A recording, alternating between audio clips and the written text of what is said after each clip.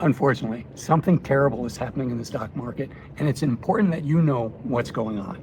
I've been a financial advisor for over 20 years, and I'm sounding the alarm because I think we all need to hear this. But first, we need to understand where we are. As I record this, the S&P 500 is almost at an all-time high. It's about to break 6,000. And over the last 12 months, the market, the S&P 500 has been up a little over 35%, and year to date, it's up over 25%. Those are big, big moves. And how does this? They are big, big moves. And that's what I am most worried about is that investors, traders have completely forgotten what risk is because they think that the only thing that can happen is for the market to go up. Hey, my name is Christopher Ewell. I've twice been awarded top 100 people in finance. I was mentored by 5 of the market wizards, the best traders of all time. I've been successfully trading since 2009. And this is where we save time, make money, and start winning with less risk together as a team. So let's get back into the lesson of the day. And of course, stick around to see how we rank this out of 10 and subscribe if you haven't already. Compare historically, and is it setting us up for pain? And if it is setting us up for pain, what can we do to protect ourselves from it? The market itself, I don't believe, is setting us up for pain. I think it's the mentality of traders and investors right now who have completely forgotten what risk looks like. Right, a pullback on the S&P 500. Now, I'm recording this pre-market. It's down 2% today, 2% pre-market right now after some bad Nvidia news. But a 10% pullback. Oh my gosh, how far do I have to go for this? A 10% pullback puts us around 550, 545-ish. Do you know the kind of chaos, the kind of fear that we're going to see come through on a correction, right? A correction is a 10% pullback, which happens, supposedly, a couple, 3 times a year. I can't imagine the kind of chaos that's going to result in this because people have absolutely forgotten how to control their risk. So there's 2 ways to control risk, and this is taught to me by the market wizards. 2 ways to control risk. Number 1 is your position size. This is the most important lever that you can have. In fact, in my trading strategy, it's at the very bottom of the funnel, very bottom of the pyramid, because it's the most important part, right? And here's how I calculate my position size. But it's the most important thing you can do because even if you love a stock and it completely crashes, if you position size yourself correctly, it sucks, but you'll survive. But if you throw everything into a single stock, like I see so many people talking about on the internet, throwing everything they own into SoFi, everything they own into AMD, and that stock goes down on you, well, what are you going to do, right? What are you going to do? I'm not saying diversification is the way to the only path to glory. A lot of people tout that. I think concentration is important, but not being overly concentrated with 1 or 2 or 3 stocks, knowing where to get in, where to get out, and the right position size. Now, where to get out is the other important part. So the way that I look to get out, my stop loss is a half ATR. So the ATR value is shown down here at the bottom of the chart. This is the average true range for whatever number of periods. Mine's defaulted to 14 days, and I think that's just fine. I go a half ATR down. So if it moves half of this value, so it's currently at 671. So let's do 6.71 divided by 2.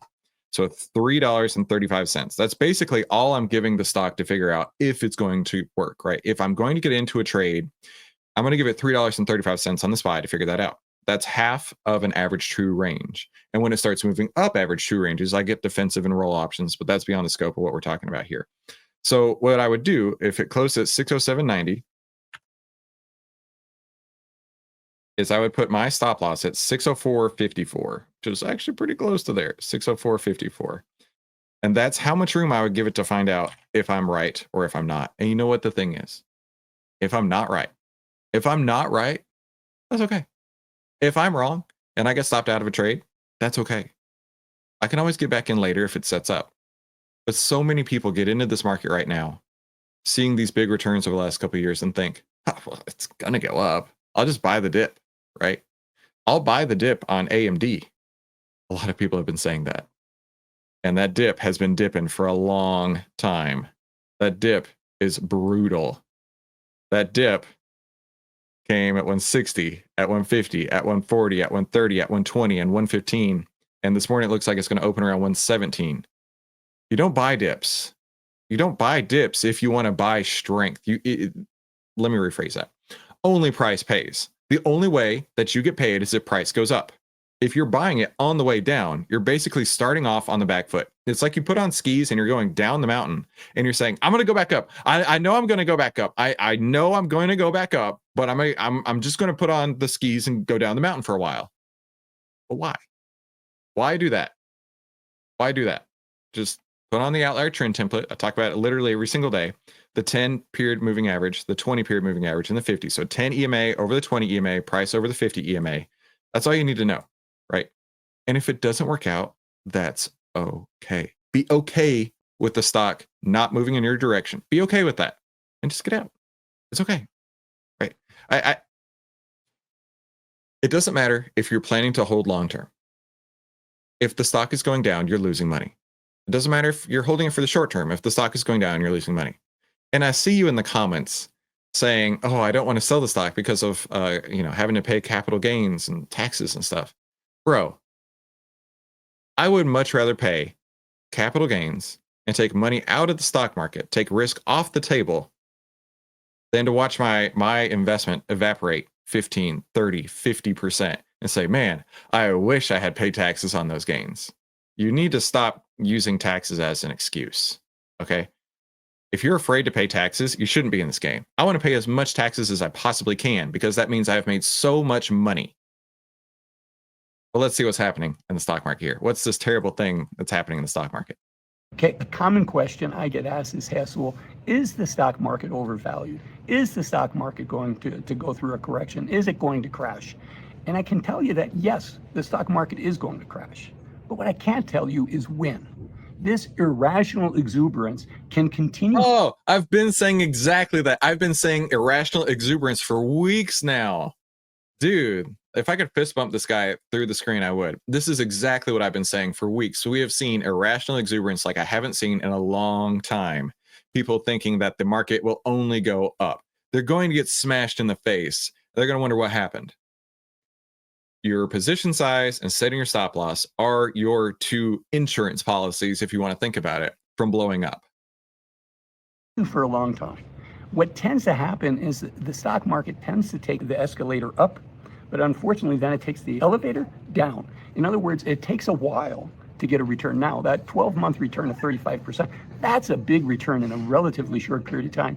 But remember, anything that can go up by 35% in 12 months can also go down by 35% in 12 months. So we want to be careful. So is the stock market going to crash? Yes, it is going to crash, but what I don't know is when. Could this continue for another year, another 2 years, for another 3 years? Yes, absolutely. But the time to prepare for a crash is before it happens. And we have time now. So I want to make a case for where is the stock market valuation now? What does that mean? And what should you be doing?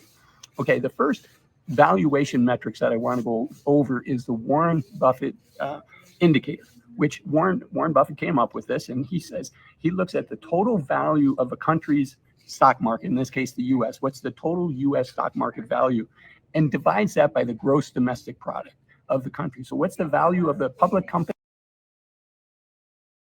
In my opinion, if you're basing your trades on this, you're way behind the curve, right? Moves can be made weeks or months before this even makes a difference. And B, does this really make a difference on your stock's price? I don't believe it does. Hang on. There's this quote by Steve Cohen, and he's one of the market wizards. I didn't work with him, but he talks about how 40% of the stock's move is due to the market. Let me see if I can find that quote real quick. Give me just a second here. Talk amongst yourselves while I find this real quick. 40% of the stock move is due to the market. Sorry, this is horrible content, I know. And then it was like 30% due to the sector. Where is that? I gotta bookmark this once I find it. Okay. Well, the gist of it was 40% of the stock's move is due to the market, right? If the market is going up, then oh, I have it on my wall over there. Okay, 40% of a stock's move is due to the market. Yes, yes, yes. 40% of the stock move is due to the market. 30% of the stock move is due to the sector, right? So if the market's going up, if the sector's going up, the last 30%, so that's 40 plus 30, the last 30% is the stock itself. Okay. So if the market is going up, that's what you want to see. If the sector is going up, that means people want to be in that sector, right? And the last thing is the stock itself. So when I look to trade, I want to see the market going in one direction. I want to see that sector following along with it. And then I want to make sure that that stock is the best stock in that sector. That's what you need to know. I think that's more important than this Buffett indicator here. Companies that are producing these goods and services, and then what's the gross domestic product of the country in which these companies are based. So you can see as of recently here, this is as of May 31st, 2024, the value of the total US stock market was just under $56 trillion, and the US economy was about half of that, 28.38. So it's almost 2x, it's 197%. And this is how the Buffett indicator compares historically. You can see those bands there, the red one and what looks to me like yellow. Those are 1 and 2 standard deviations above what the normal is. So you can see right now, we're above 2 standard deviations compared to what this has been historically, going back to the 1950s. So I want to thank Current Market Valuation for that study. Okay, now let's go to Investopedia. What is the CAPE ratio? It was developed by a PhD by the name of Schiller, and it's a valuation measure that looks at real earnings per share over a 10-year period to smooth out fluctuations. It goes on to say the CAPE ratio is a valuation measure that uses real earnings per share over a 10-year period to smooth out those fluctuations in corporate profits that occur over different periods. Again, a fundamental analysis valuation tool that I don't think really has any semblance to what the price is today. The price today is what people are willing to pay today. That's all that matters. And you want to make sure that people are excited about it. People are getting more greedy. In fact, let's go to the S&P 500 real quick. We just got a buy signal on the SPY. And while this loads in here, you want to make sure that it's getting more and more greedy. What do I mean by that, right? We're all familiar with the fear and greed index, but in Outlier, we've built it for each individual stock and we can measure it right there. So we want to see this exact thing, which is watching the stock go up, right? Getting more and more greedy, and then getting out as the greed starts to suck out, right? Once the greed starts to be evaporated from this and goes towards fear, that's when I'm out. I cut my trade, profits are lost, doesn't matter, I'm out. And then the opposite's true, right? Once the fear ends and the greed starts piling back in, that's where you want to be going long into a stock, right? The fear and greed is so important. And that's the sentiment behind it, right? That's the excitement behind it. The excitement, good or bad, right? We're all familiar with, well, one of the things that I'm familiar with that I like to share is buying begets buying, selling begets selling, right? It's that old cartoon. Another thing that I'm gonna have to Google real quick. Stock market cartoon. Everyone saying buy. See if I can find it super quick. Yes, it's this one. Finally, look at me on the ball today. Open image in new tab. Here we go. It's this right here, right? It's exactly this. Hey, I've got a stock here that could really excel. Someone says, really excel. Excel? Sell? Everybody sell. Everybody starts selling. Everybody starts selling. Then we get over here and it says, this is madness. I can't take this anymore. This is the selling begets selling, buying begets buying. This is the irrational exuberance that we see, right? This is madness. I can't take this anymore. Goodbye. Then someone says, goodbye. Buy. Everybody buy. And then the cycle repeats itself, right? That's exactly what happens on the stock market, right? That's exactly what we see here in the fear and greed. And that's also what we see. I always like to show this one too. The market cycle investing, right? It's that hope, that optimism, belief, the thrill, the excitement of the market. And then on the other end of it, it's the complacency, anxiety, denial, panic, right? People being terrified and getting out of a stock as fast as they can. And then once it hits the bottom, doing it again, right? But you would hope that it goes up over time. We could look at something like Amazon, who has gone through many of those cycles, right? Amazon's been through this cycle many times, right? So you've got the excitement moving up, and then the capitulation, everything, the disbelief going down. The excitement moving up and then going down. The excitement going up. I mean, it can go over and over and over, right? The point is that you've got to be on the right side of the curve here, right? Which side of the curve are you going to be on? Are you going to be the guy who's buying it as it's going down? Because listen, there's 4% of women who our audience is 96% men. So I'm basically speaking to men all the time. Are you going to be the guy who buys it as it's going down from anxiety, denial, panic, capitulation, anger? Or are you going to be the guy who's buying it on the upside, the optimism, belief, thrill, euphoria? I know I'm going to be on this side and I'll be selling it on the other side, right? But it's up to you. You decide, where do you want to be in this cycle here, right? If you are long stocks and you buy stocks, you want to be on this. If you're a short seller, you want to be on this. But you don't want to be the one guy who's like, I only buy this stock. I only buy this one stock. I concentrate everything I own into it. And it doesn't matter where on this cycle it is. I believe in the company. It's going to go up. I see so many people who are saying that right now on SoFi, right? I see so many people who are saying that on AMD, on Palantir, right? Don't be hard-headed and stuck anywhere in the cycle. Ride it while it's working and get off when it's not. Business cycles. Okay, so what does this mean? Instead of, many of us have heard of price to earning. It's just for every dollar of corporate earnings, what people are willing to pay for that. So if a company has a PE ratio of 20, it means people are willing to pay $20 for every $1 of the company's profits, earnings. And the CAPE ratio is an acronym for cyclically adjusted price to earning ratio. It was popularized by Yale University professor Robert Shiller. And it's known as the Shiller PE ratio, known also as the CAPE ratio. The PE ratio is the more and more of these videos I watch, and no offense to Azel, I mean, he clearly does a great job at what he's doing. The more and more of these videos I watch, the more and more I think to myself just how much fundamentals are there to justify the story of buying the stock. It reminds me of the William O'Neill Orange book, the How to Make Money in Stocks, right? Listen, I've read all the stock books out there. It reminds me of that. And it's, he does two things. Number one, he wants to make sure that there's a story behind the stock. He wants to make sure all the fundamentals are there behind the stock. And then number three, he wants to make sure that when he gets in, it's already in that uptrend, right? I think the fundamentals are there to help build the case for you as an investor to take the leap into the stock. But you don't have to do that. I mean, you could just follow the price and let the price tell you which way it's going. But the more and more I see this, and what concerns me is that people get so hung up on earnings ratios, on PE ratios, on whatever acronym they come up with. And then they start justifying the price, that the price has to do this because I have said the price must do this. The price should do this based on my analysis. The price is going to do what the price is going to do. It's your choice to either be with it or without it. But to say that your analysis will somehow impact the price of the stock is asinine. Doesn't matter. You could give Amazon a price target of $4 million a share. And a lot of people do that for like AMC and GameStop, right? These MOAS people. Will that actually do anything? No. You could give it a price target of $3 per share. Will it actually do anything? No.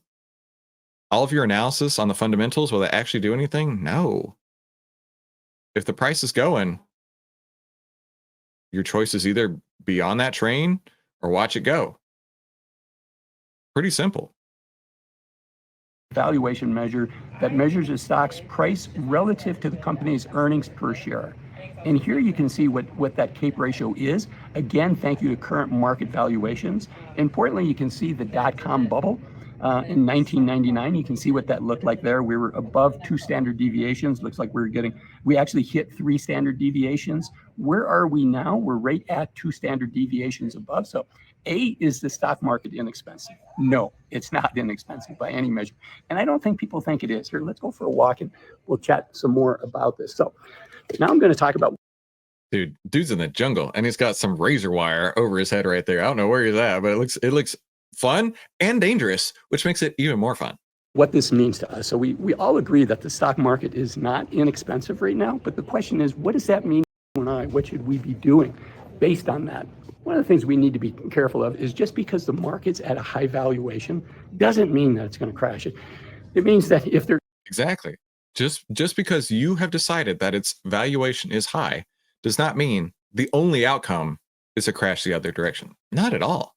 I'm glad you're saying that. Is a correction, it could be a bigger correction. But again, this could go on for another year, another 2 years, another 3 years.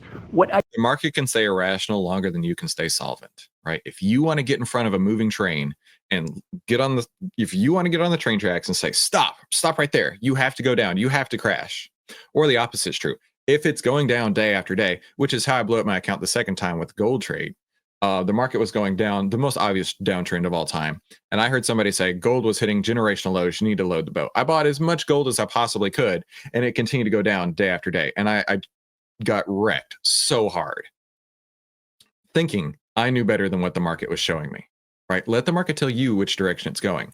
And it can do that far longer than you have money to support the trade going the other way, right? So to his point, the market can run you right over if you let it. If you let it, but you don't have to let it.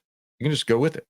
I do know that we should be doing right now is we should make sure that our long-term asset allocation is right for us, right? If we should be 60-40, 50-50, whatever that allocation is, stocks to bonds, the time to prepare, the time to make an adjustment to our asset allocation is before there's a stock market correction, right? I mean, given that big move that the stock market has just... Okay, so he's talking very different terms here, like financial planning terms versus trading and investing terms, right? To his point, I think if you are in that space where you're looking at 60-40 bonds, stocks, whatever, right, this is something you probably should be doing on a monthly basis, right? If you are that involved and care that much, you need to be doing it on a monthly basis. Or you just buy one of those target date retirement funds and then never touch it again, right? Let's say your target date retirement fund is 2025. They have that. In fact, let's Google it up real quick. Target date retirement funds 2025 or 2050. That's what I meant. Vanguard retirement fund 2050. There you go. VFIFX. If that's all you need, just buy that. Just buy that. Right. If that's all you need, if the only thing you need is to balance your stocks and bonds or whatever, just buy that. All right. Don't do the work yourself. Let somebody who's really good at this, let somebody who gets paid to do it for you. Right. I mean, it's got 8 basis point fund fees, it looks like. Bro, just like sit on the sidelines and buy that. But if you're an active investor, if you want to take an active approach, if you want to figure out what you're doing with your own money, then I would recommend not doing the 60-40 split. But then again, I would say that that's 80% of people need to be going down this road, right? That's my wife. That's my parents. That's the people in my neighborhood, right? It's not you. Clearly, it's not you because you're watching these type of videos. But for the majority of people, something like this is perfect. Just gone through in the year to date and in the last 12 months and really since it's been a long run, right? We had a pullback at the beginning of COVID, but then with all those stimulus checks, the market was really supercharged. So it's really been a strong decade for the stock market. And it's easy to get over allocated to stocks when things are going well. And we have had some warnings along the way, right? When COVID happened, that was a wake-up call to a lot of us. The S&P 500 dropped 30% in 4 weeks. It was the most rapid decrease in the stock market in US history. And that gave us a sense, that reminded us what it feels like to go through pain. Now, in the case of COVID, the market came roaring back and actually finished 2020 positive, in a positive territory. But it's not uncommon for the stock market to take 2, 3, 4 years to recover once there's a correction. And that's the scary part of the market right now to me. The scary part to me is that people saw this, saw how it came back, and saw how it's continued to roar for the last couple of years, and have completely forgotten the fact that the market can go down, and not just go down with the bounce right back up, but go down and stay down, go down and be punishing if you don't have risk control in place. So I'm trying to encourage you to look at your asset allocation now, because once the market goes through a correction, 1, it can happen quickly, but 2, it can be a while that you're in this painful state. If you find yourself during a market correction overexposed to stocks, it can be painful, and it can be painful for a long period of time. It can be painful for several years.